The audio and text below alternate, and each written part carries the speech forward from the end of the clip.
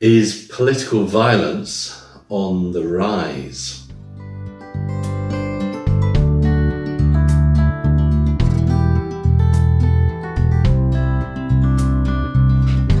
Now, I think it was maybe our first episode of this podcast, was it? Or one of the first ones. I mentioned the kind of relaunch of South Park, the new series of South Park. Yeah. And we just watched the first episode, I think, at that point. And I think in that episode, the kind of right-wing agitator, Charlie Kirk, had featured and had kind of been parodied in the... Like Cartman. Eric Cartman, one of the characters, kind of evolves into Charlie Kirk through that episode. Mm-hmm. So we're recording this the day after Charlie Kirk was shot and killed in a university campus in Utah. Yeah, we're filming this on a Thursday night.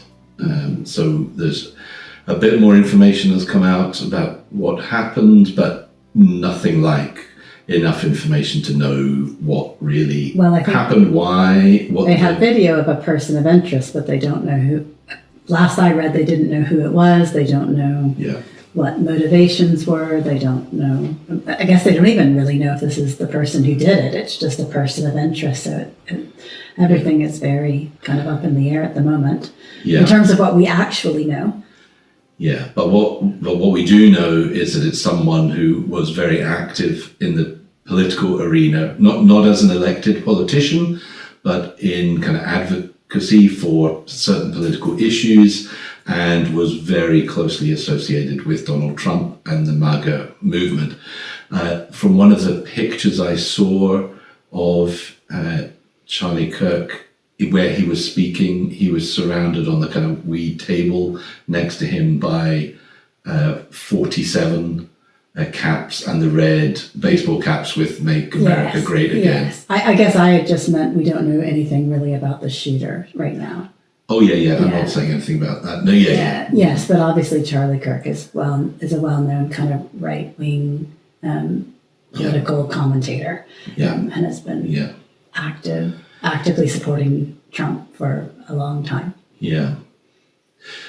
After we'd watched that first episode of South Park, we kind of went, I think I was just going back and looking at some of the other episodes kind of from during the first Trump term, just to see. We haven't really been watching them. We haven't watched it in a long time. No, not for years.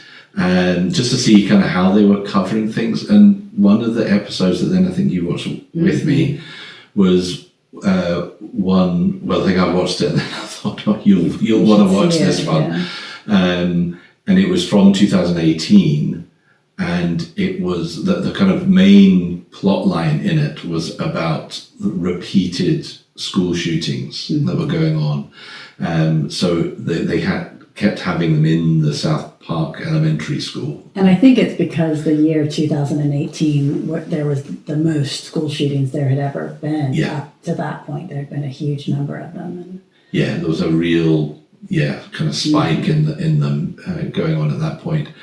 And in that, there's one of the mothers of one of the kind of the characters, the kids in the show, who is just horrified by the school shooting, and every other character in the show is just like, school shooting, whatever. I mean, the kids are kind of dodging bullets because they have to get to the class to take a quiz, right? And it's just the bullets are just part of life. Of what it's you just expect in the school. normal. I mean, and the mother gets more and more agitated, screaming, why is no one else getting angry about this? Why is no one else understanding this? And everyone is kind of like, oh, she's having a bit of a turn, blah, blah, blah. And then, of course, the punchline at the end is that the one it's not everyone else that finally sees the light. It's she realizes, oh, well. It's just the norm in American culture.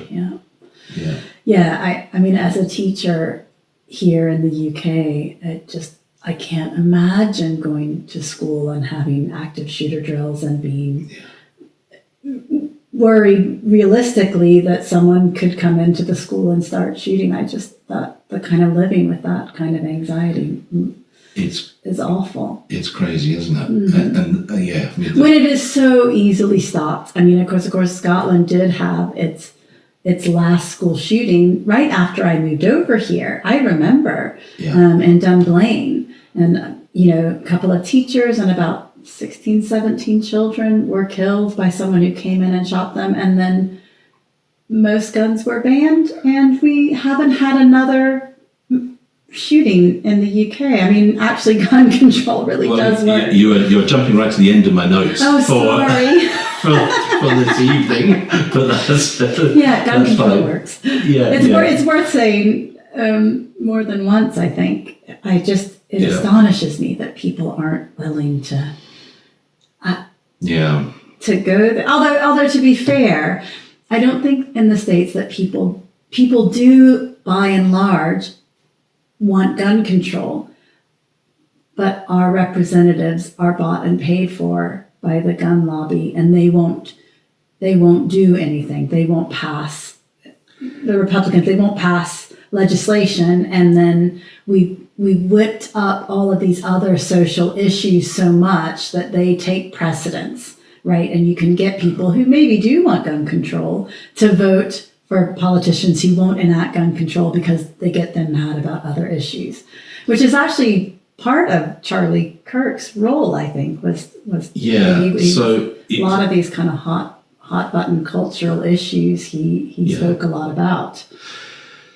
So, I mean, the human side to this is that a dad of 31 years old has two kids. Young kids. One is 1 year old, one's 3 years really old, young, which is who so has sad. been murdered, assassinated. Yes. And that's a tragedy. And violence of any kind is, I mean, it never makes things better. It always makes things worse, right? You have to come out and say killing people that you disagree with is no argument, and it's horrendous. And and you wonder what do people expect to accomplish by that? And to be honest, we don't know who the perpetrator was. I guess it's a natural assumption in this kind of heightened political environment that it might be someone who disagreed with him politically, but we don't actually know that. We really don't know, because in some other cases that have happened the Trump assassination attempts, apparently the two different shooters that were kind of caught had kind of MAGA backgrounds. They weren't. They had supported. So we really don't know. No. So we certainly don't want to jump to any conclusions about anything that's happened there. I mean, what is kind of why we're talking about it tonight is have just been running through this series on Christian nationalism, and Charlie Kirk was a Christian nationalist and overt about it. When you look at the different points that he would talk about and converse about, it is just almost goes through the different points that we've been talking about over the last few weeks. So politically, we would have had very little in common. I think probably nothing in common with them. I mean, I was looking through today some of the things, and I was just like, there's some white replacement theory. So this is all complete racism. Being institutionalized into structures of society. There's anti-LGBT, anti-transgender, anti-abortion, so lots of these different things, and was using Christian language very much in. Well, I was just reading he founded some kind of faith organization with Jerry Falwell Jr. out of Liberty University, and it was all around mobilizing Christian religious voters even more than they already are. I mean, they already conservative evangelicals are like the most solid Trump voting, Republican voting bloc that you have, but I guess trying to extend that even further. Mm-hmm. Yeah, so there's all of that on kind of who he was as a person, but never at any point would we be advocating for an appropriate response to someone that you disagree with is the murder of that person. No, I mean, and I guess people have made the point about Charlie Kirk is that he was there debating, right? Yeah. It was an exchange of ideas, and you know, while I strongly disagree with his ideas, that's what we have to do, is we have to talk about ideas and where we disagree, and try to see each other as humans, not to dehumanize each other. And that's what the violence does, is it says that the other person isn't worthy of life, and so you are dehumanizing them, and that's just going to go down an increasingly dark path, which I think we're already on. So that's I was just reading somebody who is a guy called Mike Jensen, who's at University of Maryland, and so he's been tracking political violence and kind of internal terrorism in the United States since the 1970s. Kind of had a database, and he was talking about the uptick that there has been in political violence. So in the first 6 months of 2025, there have been 150 odd politically motivated attacks, which is about twice as many as there were in the previous year. And what's different about 2025? What happened in January? He says, I think we're in a very, very dangerous spot right now that could quite easily escalate into more widespread civil unrest if we don't get a hold of it. This could absolutely serve as a kind of flashpoint that inspires more of it. So that's what you're saying about kind of triggers that this sort of violence tends to spiral. And when you've seen it if we go back in history, you look at political violence, it's rare that you just have a one-off kind of thing. It tends to stir a response, and that response can make things worse. Although I was reading some research that's looked at it was saying that really what is a big determiner of whether political violence kicks off more political violence or whether it doesn't is the response of the political leaders. So we really are needing our leaders, whenever there's political violence like this, to come out and firmly condemn it. And we need that from across the political spectrum. And I think that that's where you see some of the problems in the American political discourse at the moment, because it has been very, very clear that as soon as Charlie Kirk died, Democratic politicians from across the spectrum have come out and strongly condemned, as they should, this political violence, and said that it has no place in our political, it's not political discourse, it's violence, so it has no place in our political life. And of course, Republicans have also condemned this political violence. But just 2 months ago, 3 months ago, Melissa Hoffman and her husband and their dog were murdered in cold blood at their house by a Trump-supporting kind of far-right guy who had a list of 45 other Democratic targets in his car or home, I can't remember which, but there were loads of other people he was targeting politically, and there was radio silence from many Republicans about that. In fact, it was worse than that, because Mike Lee, who's one of the senators from Utah, where this just happened. So in response to the shooting of Charlie Kirk, he wrote, "The terrorists will not win.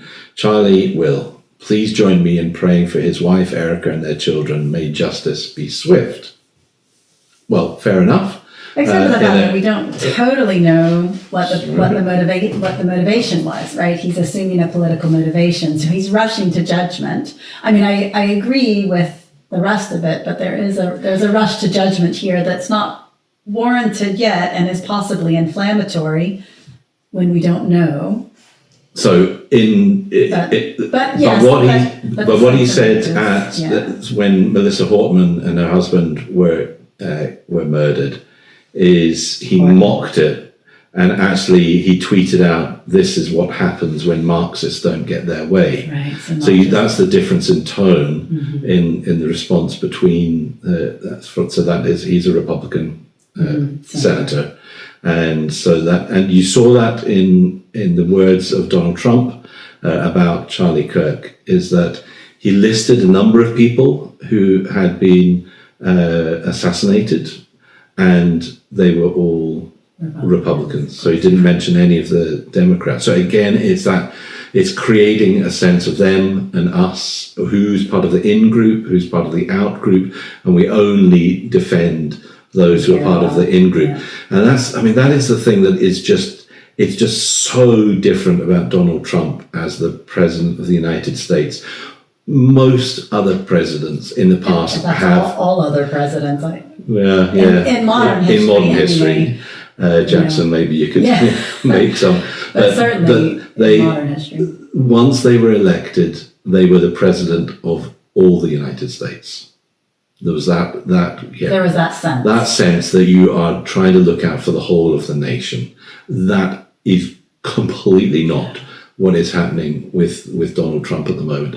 And if you want even further evidence of that, a film that has many different versions, a bit like Caligula, we were talking about the other day, is Apocalypse Now. And Donald Trump the White House had posted a picture of him in the guise of one of the characters from Apocalypse Now, and he's talking about bringing violence and war upon Chicago, a Democratic-run city. Against the American people. Yeah, and that no one is wanting this So the use of violence to get towards an end, and that rhetoric being piled up and piled up. So that's kind of that sort of political response you get. I mean, one of the other responses that you usually get when there's a shooting like this is the phrase "thoughts and prayers." Your thoughts? I wish that we would do something about guns. I wish that we would, thoughts and prayers have done nothing to lessen the gun violence in America. It just keeps escalating, and we desperately need, common sense gun control. You're never going to get to, in the States, the kind of restriction that we have here in the UK, which I personally love. But, you can have background checks, you can outlaw automatic weapons. There are lots you can do to make the American people safer from this kind of epidemic of gun violence. And I would really like to see that happen.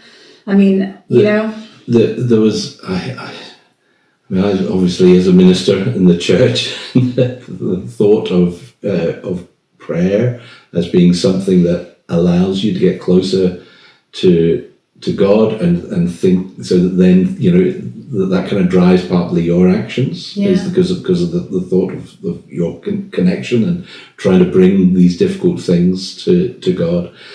And there was obviously there was that there was a shooting just recently in the church, and there were two in the States. This was just a few weeks ago. I mean, it's endless. It's just endless. Yeah, and you don't even hear about all of them. I mean, there was a school shooting yesterday. That Charlie Kirk indeed was shot, and it was kind of overshot. I think the shooter maybe killed himself, and there were 3 other people who were injured, and they're in critical condition in the hospital. But I guess because it's only 3 people and they didn't die, I mean, it's like the South Park issue. It's almost a collective shrug from the rest of obviously not for the people who've gone through it, but for the rest of the country, it's kind of, not as bad as it could have been. The reason that church one kind of resonated is that the press secretary for Donald Trump was Caroline Levitt, was asked about it in one of the conferences, the press conferences she was holding, and she made this. Well, she I can't remember the exact question as it came to her, but she absolutely vilified the journalist who asked the question, and then she made the point about the two children that they had been in prayer when they were shot, and I think the question was, I can't remember who it was that had said it, but somebody had obviously said something along the lines of thoughts and prayers are not enough. Yeah. There needs to be action here, and so she was making the point of, are you trying to say that prayer is you're criticizing all Christians and faith. You're attacking the faith of people, and then reminded them that the two children had been in prayer, and I mean. I found it was in such bad taste. I mean, here she was trying to, of course, somebody could look at it and say, well, fat lot of good that did those two girls, Of course, she didn't make that connection at all, because it was, in her mind, it was all about how do I attack these people who are kind of making a critique of what the executive is doing. Yeah. So thoughts and prayers, of course your thoughts are with the victims, and you pray for change and for something to happen that's better. You pray for the families, but you have to take action. If that prayer is being meaningful, it will drive you to action. It will drive you to try to do something. Faith without works is dead. So just having faith and praying, unless you do something about it. Well, the thing is, I mean, I don't believe that God will respond in prayer, but that response comes in your motivation to do something. So if you then just sit back and let it happen over and over again, that is not my understanding of prayer. No. That is just a ticket to not having to absolving any responsibility, collective responsibility for what is going on.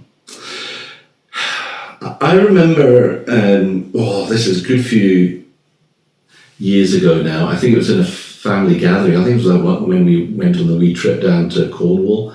I think maybe. So and everyone was over 15 years ago or something like that. Yeah. Mm. And having a conversation one night about violence, and when is it appropriate to use violence? And I was clearly in just a completely different place in my kind of understanding of the use of violence. Not all, but a few of them. Yeah, it was in the kitchen. I can picture it. In that kind of farmhouse that we were in, and. Yeah, it was the kind of understanding of violence being a means to an end, and the appropriateness of using violence to get to a certain end, which I was really uncovered. I think I was kind of pushing a more sort of pacifistic kind of message as an outworking of my understanding of Jesus and what Jesus' teaching was. So. The turning the other cheek kind of language, which is not passive, but it's like an active pacifism. It's that kind of revealing the violence of the other to themselves. So they're having to confront their own violence, and that because that's the sort of thing Jesus did a lot of, is trying to challenge people out of their kind of cozy understanding of things, and to really think about what they were doing, what they were saying.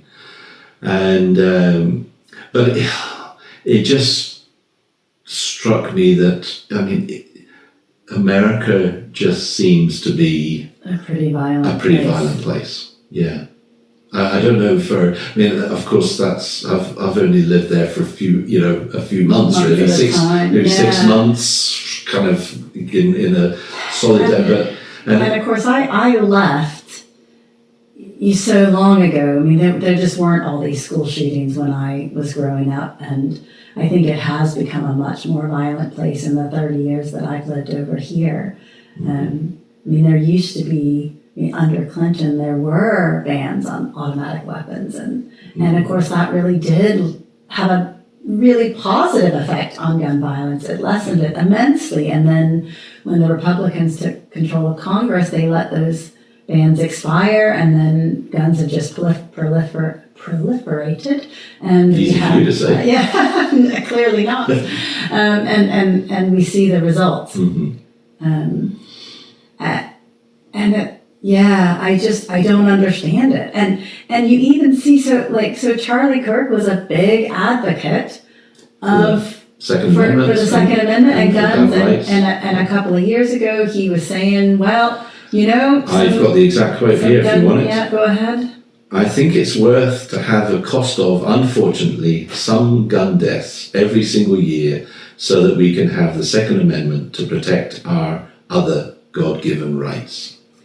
Yeah, so owning guns is a God-given right. And it's really difficult because you think, so he obviously, when he was saying that, never imagined that he would be a victim of gun violence. And I wonder if that's, we just don't think it's going to happen. And I wonder if that is part, going back to the Heights moral foundations again. Jonathan Haidt. Jonathan Haidt's moral foundations. And if you're more liberal, then you really are about reducing harm for everyone. If you're more conservative, it's more kind of purity and in-group loyalty. But with the in-group loyalty, it is, the concern is much more for yourself and your group. Whereas I think if you're liberal, you tend to want to protect everyone, which Haidt says is a problem for liberalism because you need the group loyalty. That is one of the bases of society, and we need that.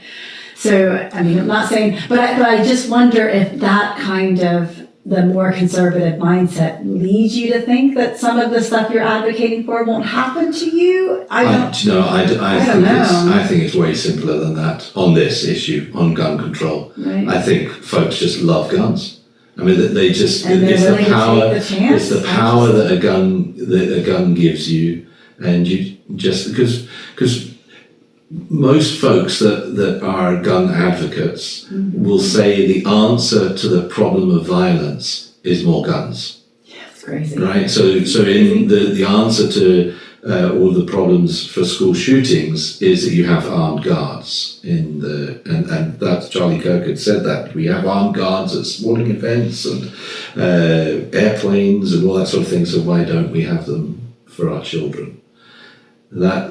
That seems to be absolutely to miss the point of what a better society looks like. Well, where you don't need that. Yes, but armed guards wouldn't have done him any good because it was obviously, it was like a sniper, wasn't it, up on a roof or something?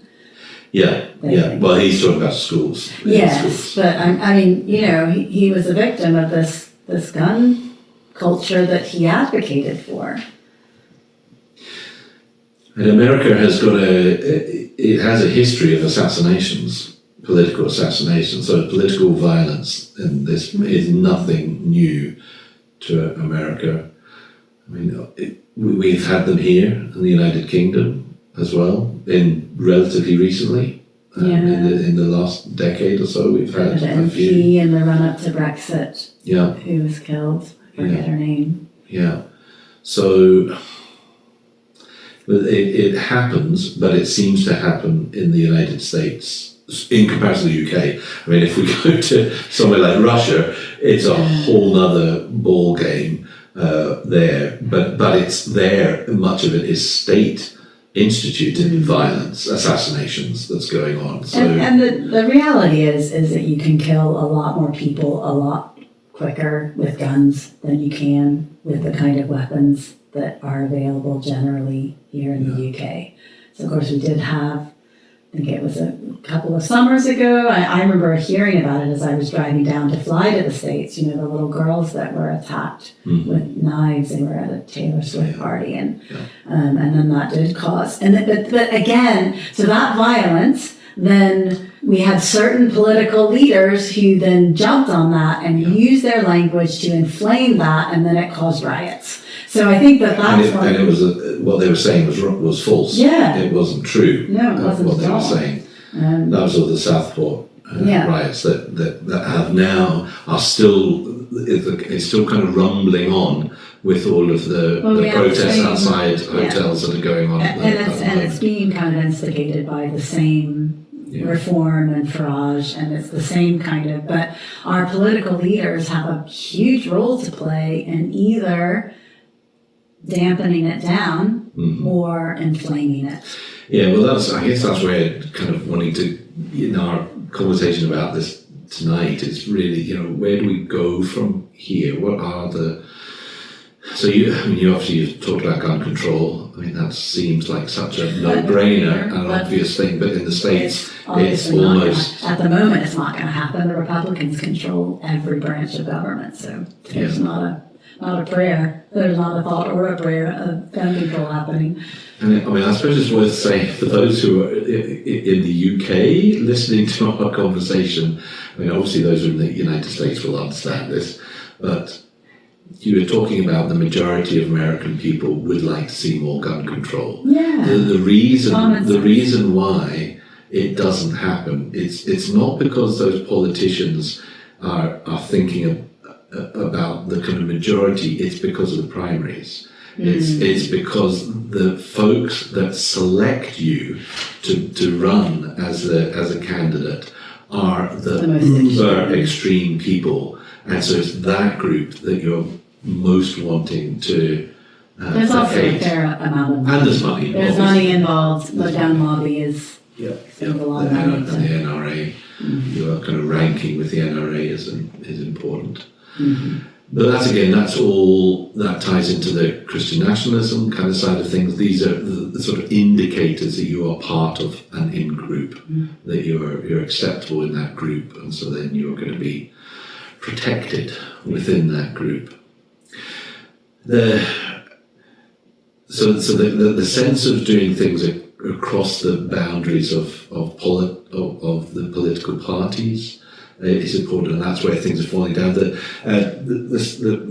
part I was reading about the guy from the University of Maryland, where he was talking about this, there was a part in the article, a sort of Reuters article, saying experts in domestic terrorism cite a convergence of factors for increased violence in the US: economic insecurity, anxiety over shifting racial and ethnic demographics, the increasingly inflammatory tone of political discourse, traditional ideological divides once centered on policy disagreements, but they've morphed into a deeper, more personal animosity, and that's amplified by social media, conspiracy theories, and personal grievances. And you know who is absolutely a master of using social media, conspiracy theories, and personal grievance? The President of the United States. Yeah, it's tragic. It's utterly tragic. Yeah. I mean, he's always, from his first campaign, he's always not in a wink towards violence. And I think that kind of rhetoric has only escalated. And so they're and so the worry is, with all these, so the what's happened to Charlie Kirk is one thing, but there are all these other things that are going on at the moment, and they are all bricks that he is using to build a wall that is going to be instituting more violence by the state around, as is already happening. Which you see, there's huge amount of violence from the state. The army is being deployed internally, which is not what should be happening. Oh my goodness. Yeah. Scary. So they now have their personal kind of police force through Border Patrol and ICE, and this is proper scary stuff. And that imagery of bringing war in your own land. I mean, this is civil war rhetoric that is going on. And it scares me how they will use Charlie Kirk's assassination. Yeah. Well, they're talking about it as he's a martyr. How they'll use that. Because there's a cult going on, and so martyrs within a cult are really important. It's also a pretty good distraction from the fact that almost all of the Republican senators, say 2, voted to keep the Epstein files under wraps yesterday as well. Indeed. So, I mean, there's a lot of, this is fairly, this is a opportune timing for Donald Trump. So we've been talking about, we talked about the kind of trying to shift the tone of political discourse, kind of in some ways reversing things back to, that's where I just don't think it's going to happen. I don't think it's going to happen either. And it's just going to keep ramping up. But why it's so important for voices that are talking about the kind of society we want to be part of, kind of world we want to be a part of, that does advocate for some of the, in Christian terms we talk about the fruit of the Spirit, and kindness. Just basic kindness. Being loving to each other is at the heart of that, and you can't give up on that. You've got to keep encouraging that and trying to motivate people towards that, and living it out yourselves as much as you try to call out truthfulness and what's going on. The line is hard to walk sometimes. It is. It's a tricky line. It is. To call out people you disagree with politically or you feel are causing harm politically, while still doing that in a kind and loving and respectful way, which then, when political opponents are hurting other groups, it's this is not an easy thing. Easy at all. Not an easy thing to be doing at all. And it was never claimed that it would be easy by JC himself. This is tough stuff. Yeah. We won't go into it tonight, but it fascinates me, Dietrich Bonhoeffer, and who, as somebody who did end up, in a place of when his, through his ethics and in the situation that he was in, when is violence necessary?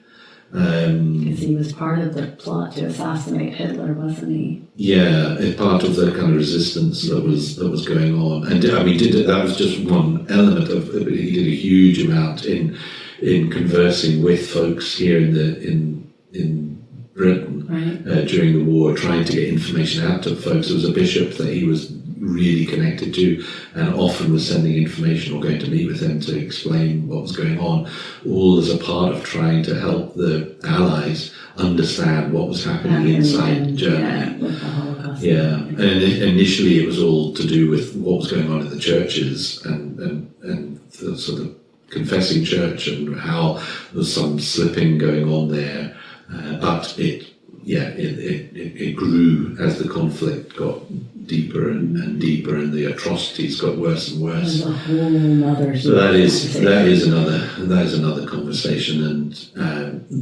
that is not the norm at all.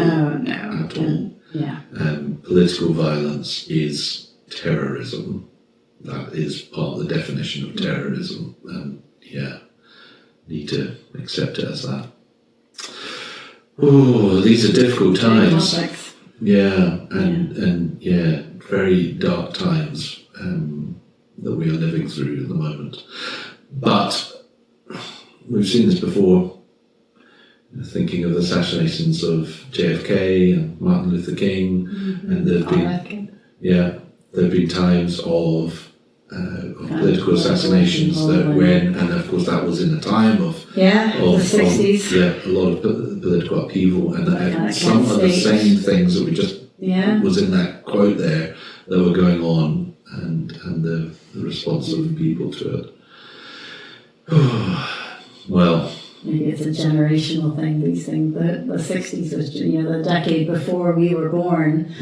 So now here we are in our 50s. Here we are, and seeing again that it cycles around. Yeah, maybe.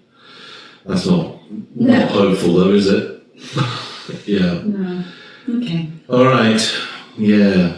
Is political violence on the rise? Well, yes, it is. And how do we respond to that? And how do we encourage our leaders to respond to it? Yes. And a lot depends on the leaders being willing to take steps to dampen it down and not inflame it. And I think we do see in the States, we definitely see Democrats trying to do that. I don't think that we see Republicans trying to do that, unfortunately. And we actually need it from both sides of the aisle. It has to be across the spectrum. Yeah, totally. Yeah. And so I hope that people will maybe put pressure on their representatives and say, no, look, we all need to, no matter who's assassinated, right? If this happens, to stop this, we all need to condemn it, no matter who is the target. Yeah. And we can't just condemn it when our side is targeted. Indeed. Okay. Whew. Difficult one. Yeah. Lots to think about. Indeed. All right, my little bit. Last week, I talked about climbing a couple of Munros with Andrew, and we ended up changing our minds because I had read on the weather forecast that the visibility up the Munros we'd chosen was going to be pretty poor all afternoon, and found another one, Schiehallion, which is, I think, one of the easier Munros, which is always good when you haven't climbed one in a while. And the visibility was supposed to be poor in the morning, but we wouldn't get there until close to 11 anyway. And by the time you hit kind of 12:01, it was supposed to be very good. So we thought, I did ask you. I said, are you going to have some lovely, beautiful photos last week of the view looking out over the hills? Yep, so we expected beautiful Scottish countryside. We headed down to Perthshire.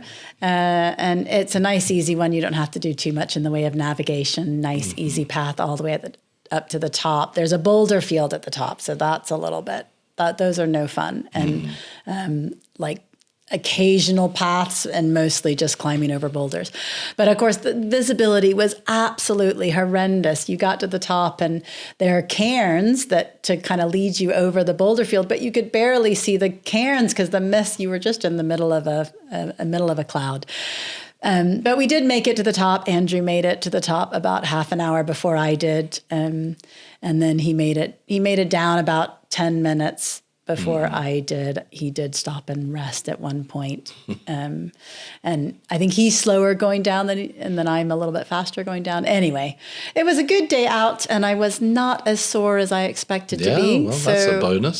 That was pretty good. And we got another Munro ticked off. Chalked off from your list of 282 to work through. So you're up to how many now? 23. So it's a little way to go. So we're not even at 10. I'm not even at 10%, and I think I've done more than anyone else in the family. So dear. I don't think I'm going to be a completist, but I enjoy doing them, and it was a nice day out. Andrew and I both had a good time. Yeah, it did take our.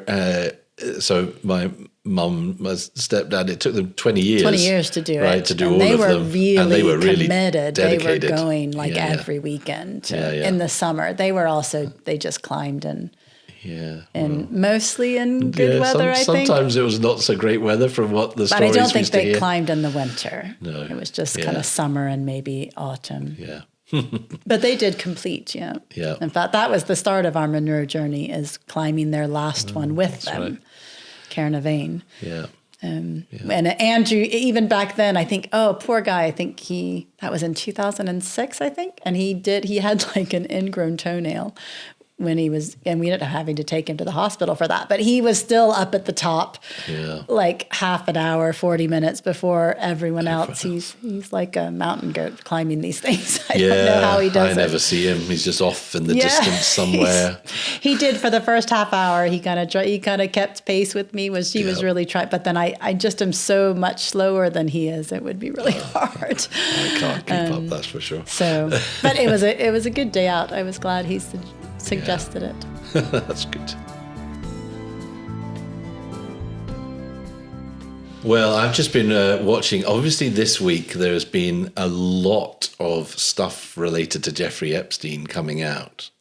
So the whole of this birthday book, it was his 50th birthday, wasn't it? Kind of book, and all of the shenanigans with regard to what Trump had put in. That he's now trying to say it's all, well, it's very confusing what Trump is trying to say, because lots of different stories to see what people will believe. Indeed, I think exactly. So he's been calling it now a hoax, and it was Maggie Haberman, the New York Times correspondent in the White House, I think just yesterday, was asking Caroline Levitt, well, what do you mean by hoax? You know, I hear you using the word, what is the hoax? She asked. And so Caroline, because they keep using it about the signature, maybe that it's a hoax. Well, that's a really long game someone falsification. Was playing, that they put this. Yeah, well, that's not what Caroline Levitt said. With his signature in 20 odd years ago. She was saying that the hoax is that the Democrats are concerned about it. So that is the hoax. Oh, really? Yeah, because why didn't the Democrats do something about it before? So that's the kind of the angle that she was taking on what the hoax is. That is clearly not what Donald Trump is meaning by hoax. And of course, he just uses it in his usual way of, it's just something I don't want people to believe and blah, blah, blah. So I'm just going to use this terminology. But caught up in all of that are some folks that are closer to home. So Peter Mandelson, who is the US ambassador, wasn't he? Yeah, the ambassador to the US for the UK. So he is well known kind of Labour he's in the House of Lords, isn't he now? And he has been, though, sacked from so many posts that you just wonder why seems to be on up to earth. Kind of dodgy stuff, doesn't he? Yeah, well, he's obviously very ambitious, obviously clever, but whether he wants to feather his own nest as part of that, because quite a few of the times that they had to get rid of him before, it's because stories were coming out about other kind of deals that he was doing and things like that, and maybe giving people access that they shouldn't have and things, and you're like, why on earth why did we go back to this guy? So what I was really worried about it was that he was going to be somehow treated differently to the way that Rayner, who was the deputy Prime Minister, was just treated for making a mistake. So she made a mistake in the purchase of a new house, but following the guidance that she was given by her solicitors. So the mistake she made is that they did have this is complicated and you might want to seek the advice of a tax specialist, and she didn't. She just took their word for it, and so underpaid on the stamp duty, which is a kind of tax when you buy a house. To the tune of 40,000, and she lost her position in the government for it. She resigned for it, and it is the guy who inspected it from the kind of for the MP's conduct, to see, and said yes, she hadn't followed the highest standards of the conduct. Said it was in no doubt she didn't mean to do this. She was trying to do the right thing. Blah blah blah blah blah. So I just had this total fear that Mandelson, who has also got up to some dodgy business, and here in the emails that have come out was he was obviously an Epstein pal. Yeah, and a good friend of Jeffrey Epstein, had spent a lot of time with him, and no doubt because there were deals being done and all this sort of thing going on, that he was somehow going to survive. But thankfully he was fired by Starmer. Because there've been some other stories that have come out about Boris Johnson this week, and about some of the corruption that he's been has been up to. And I don't think I've heard this. Oh yeah, this is all stuff following being how he's leveraging his position to make business in a way that's way beyond the normal just going on writing a book about your experience, going on the speaking circuit. This is actually trying to kind of do deals and using your position that you were in at that time, and then subsequently in a way that breaks the rules, and you can just see that him just getting away with all of that kind of thing. The Tories seem to have gotten away with especially. I mean, that's one of the reasons why the Angela Rayner thing I just find so upsetting, is that you had Tory ministers doing way worse and clearly deliberate stuff. I mean, the guy that underpaid his taxes by millions, and I think Jeffrey Hunt forgot to declare Jeremy Hunt, forgot to declare rental properties. I mean, like massive stuff, and nothing ever happened. Yeah.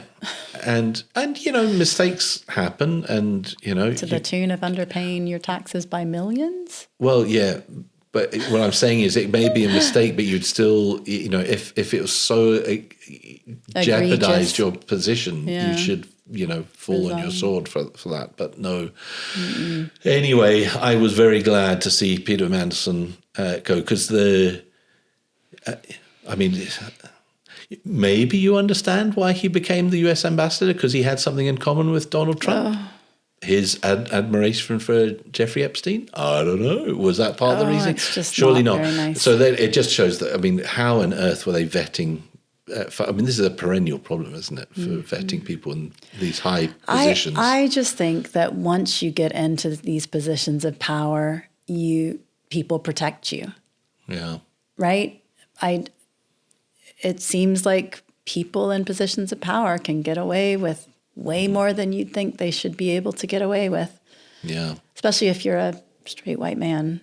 It helps. I think for getting away with things. Yeah. I think the fact that Angela Rayner was a working class woman